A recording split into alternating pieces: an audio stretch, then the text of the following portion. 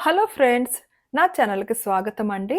ఈరోజు నేను మీకు చందమామ కథల్లో 1956 ఆగస్టు మాసంలో వచ్చిన బేతాళ కథ 'సాధించని పగ' ఈ కథ చదివి వినిపిస్తున్నానండి. ఇక కథలోకి వెళదాం. పట్టు విడవని విక్రమార్కుడు చెట్టు వద్దకు తిరిగి వెళ్ళి శవాన్ని దించి తన భుజాన వేసుకుని మౌనంగా శ్మశానం కేసి నడవసాగాడు.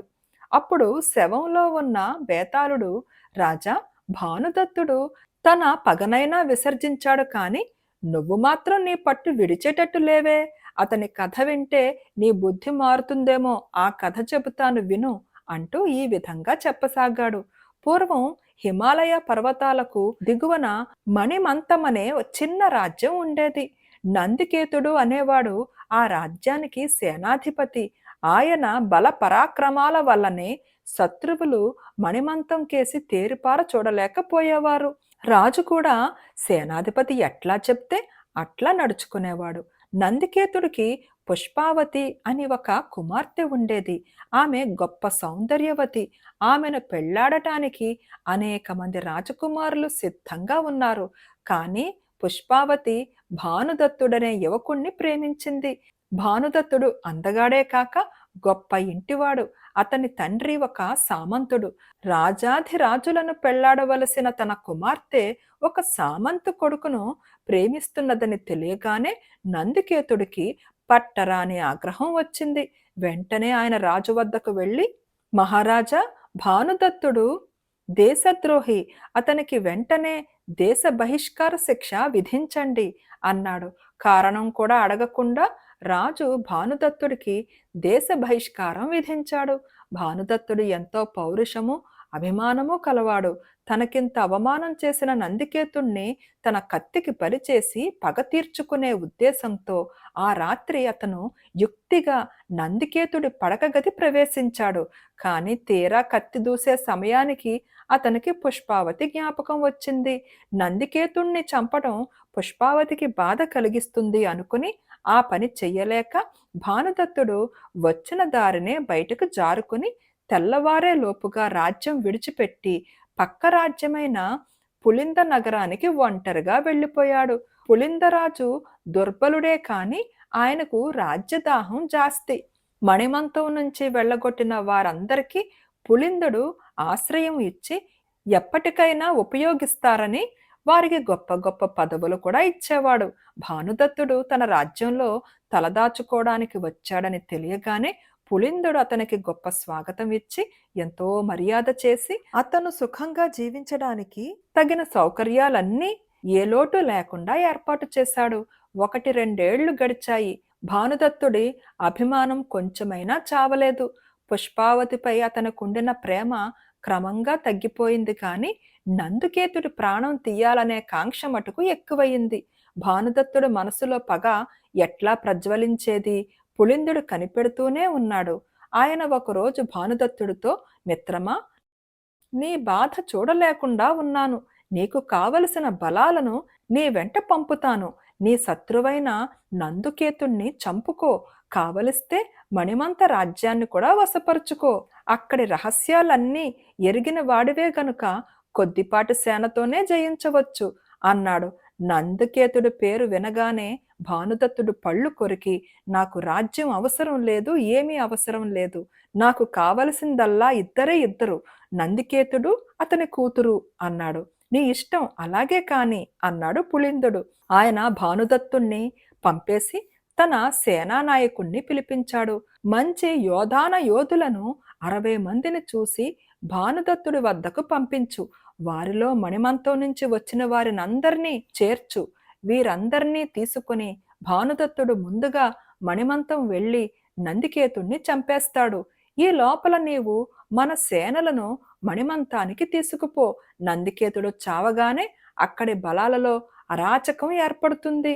మన యోధులు రాజమందిరాన్ని, సైనిక కోటాన్ని వశపరుచుకుంటారు. ఆ సమయంలో నీవు మణిమంతంలోకి మన సేనలను ప్రవేశపెట్టు, తెలిసిందా అన్నాడు పులిందుడు. సేనానాయకుడు సరేనన్నాడు. మర్నాడు 60 మంది యోధులు భానుదత్తుడి వద్దకు వచ్చారు. అయ్యా, మీ కార్యం నెరవేర్చడానికి సాయపడమని రాజుగారు మమ్మల్ని పంపారు. మీరేం చెయ్యమంటే అది చేస్తాం అన్నారు వారు. భానుదత్తుడు చాలా సంతోషించాడు. నందికేతుణ్ణి చంపే అవకాశం దొరికింది. ఈ మనుషులను ఏ విధంగా ఉపయోగించుకోవాలో అతను ఆలోచించి పెట్టుకున్నాడు. వీరిలో అనేక మంది తనలాగే దేశ బహిష్కారం పొందిన వాళ్ళు. వారికి మణిమంతంలో ప్రతి మూల తెలుసు. అవసరమైన ఆయుధాలు తీసుకుని అందరూ బయలుదేరారు. భానుదత్తుడి వెంట వస్తున్న వారిలో కొందరు దైవానుగ్రహం వల్ల మళ్ళీ మనమంతా మణిమంతంలో ఉంటాం అన్నారు. ఎలా అన్నాడు భానుదత్తుడు. ఈ రాత్రి నందికేతుడు హతమవుతాడు. రేపు ఉదయానికి పులింద సేనలు మణిమంతం ప్రవేశిస్తాయి. నీకింకా తెలియదా అన్నారు వారు. భానుదత్తుడు మరింత ఆశ్చర్యపడ్డాడు. తన పగ తీర్చుకోవడానికి పులిందుడు సాయపడుతున్నాడనే అతను అనుకున్నాడు. మణిమంతాన్ని సులువుగా జయించటానికి ఆ దుర్మార్గుడు తనను ఎరగా ఉపయోగిస్తున్నట్టు కలలో కూడా ఊహించలేదు. అర్ధరాత్రి సమయానికి భానుదత్తుడు అతని అనుచరులు మణిమంతం కోటగోడల వద్ద చేరుకున్నారు. మిగిలిన వారందరినీ దూరంగా గోడ నీడలో నిలబెట్టి భానుదత్తుడు తలుపు తట్టాడు. ఎవరు వారు అని తలుపు అవతల నుంచి వినిపించింది. నేను భానుదత్తుణ్ణి, తలుపు తెరవండి అన్నాడు భానుదత్తుడు. వెంటనే చిన్న తలుపు తెరుచుకున్నది. ద్వారరక్షకుడు బయటకు వచ్చి, మీరా స్వామి, ఒంటరిగా ఎందుకొచ్చారు? ప్రమాదం కాదా అన్నాడు. పని ఉండి వచ్చాను. తెల్లవారేలోగా తిరిగిపోతాను అన్నాడు భానుదత్తుడు. దయ చెయ్యండి అంటూ ద్వారరక్షకుడు భానుదత్తుణ్ణి లోపలికి రానిచ్చి చిన్న తలుపు మూశాడు. వెంటనే భానుదత్తుడు ద్వారరక్షకుడిపై పడి నోరు నొక్కేశాడు. తరువాత వాడి నోట గుడ్డలు కుక్కి చేతులు కాళ్ళు కట్టేసి దూరంగా పొదల్లో తీసుకుపోయి పడేశాడు. ఆ తరువాత అతను తలుపు తెరిచి తన వెంట వచ్చిన వారందరినీ లోపలికి రానిచ్చాడు. అందరినీ తీసుకుపోయి ఒక ఆలయం ఆవరణలో దాచి, నేను పని ముగించుకుని వచ్చేదాకా ఇక్కడే ఉండండి, 2 ఘడియల్లో తిరిగి వస్తాను అని వాళ్లను హెచ్చరించి భానుదత్తుడు కదిలాడు. అతను నేరుగా నందికేతుడి ఇంటికి వెళ్ళి నందికేతుడి పడక గదిలో ప్రవేశించాడు. నందికేతుడు గాఢ నిద్రలో ఉన్నాడు. శత్రువులు వచ్చారు, లే లే అని అతను సేనాధిపతిని తట్టిలేపాడు. నందికేతుడు తుళ్ళిపడి లేచాడు. ఎదురుగా భానుదత్తుడు కనిపించేసరికి ఆయన గుండె దడదడలాడింది. నోట మాట రాలేదు. వీరాధి వీరుడవు, ఆపద వచ్చి పడుతుంటే అలా గుడ్లు పెట్టుకు చూస్తావే అన్నాడు భానుదత్తుడు. నన్ను కత్తి తీసుకొని నిరాయుధుణ్ణి చంపకు అన్నాడు నందికేతుడు. భానుదత్తుడు నవ్వి, నేను నీ వంటి నీచుణ్ణి కాను. నీకు భయం నా నుంచి కాదు. ఆలయంలో 60 మంది ఆయుధపాణులున్నారు. వారు ఆలయం దాటి రాకుండా ఒక 100 మంది సైనికులను ఆలయం గోడలపైకి ఎక్కించు. అన్ని వైపుల నుంచి బాణాలు ఎక్కుపెట్టినాక తమ ఆయుధాలను వాళ్లే అవతల పారేస్తారు. తెల్లవారే లోపుగా పులింద సైన్యాలు ద్వారాల వద్దకు చేరుతాయి. కోట గోడల మీద మన సైన్యం సిద్ధంగా ఉంచు. ఈ మాట చెప్పడానికే నేను వచ్చాను అన్నాడు. నందికేతుడికి ఎక్కడ లేని శక్తి వచ్చింది. ఆయన భానుదత్తుడి వెంట 100 మంది విలుకాళ్లను ఆలయం వద్దకు పంపాడు. అందరూ ఆలయం గోడలెక్కి బాణాలు సంధించి సిద్ధంగా ఉన్న మీదట భానుదత్తుడు లోపలి వాళ్లను యువతలకు రమ్మని కేకవేశాడు. వారు ఆలయంలో నుంచి బయటికి రాగానే చుట్టూ గోడల మీద విలుకాళ్లు కనిపించి, ఆయుధాలు అవతల పారేయండి అని అరిచారు. భానుదత్తుడు అనుచరులు కంగారు పడి తమ కత్తులు కఠారులు దూరంగా పారేశారు. వెంటనే గోడల మీద సైనికులు లోపలికి దూకి అందరినీ పెడరెక్కలు విరిచి కట్టేశారు. భానుదత్తుడు అక్కడి నుండి బయలుదేరి నందికేతుడితోనూ సేనలతోనూ దక్షిణ ద్వారాలు చేరాడు. అక్కడ పొదల్లో పడి ఉన్న ద్వారరక్షకుణ్ణి విడిపించాడు. తరువాత సైనికులు గోడలెక్కారు. తెల్లవారుజామున అనుకున్న ప్రకారం పులింద సేనలు వచ్చాయి. కానీ వారి కోసం ద్వారాలు తెరుచుకోటానికి మారుగా బాణాల వర్షం వారిని ఆహ్వానించింది. చూస్తుండగానే పులింద సైనికులు అనేక మంది చచ్చిపోయారు. మిగిలిన వారు చెల్లాచెదురై వచ్చిన దారి పట్టారు.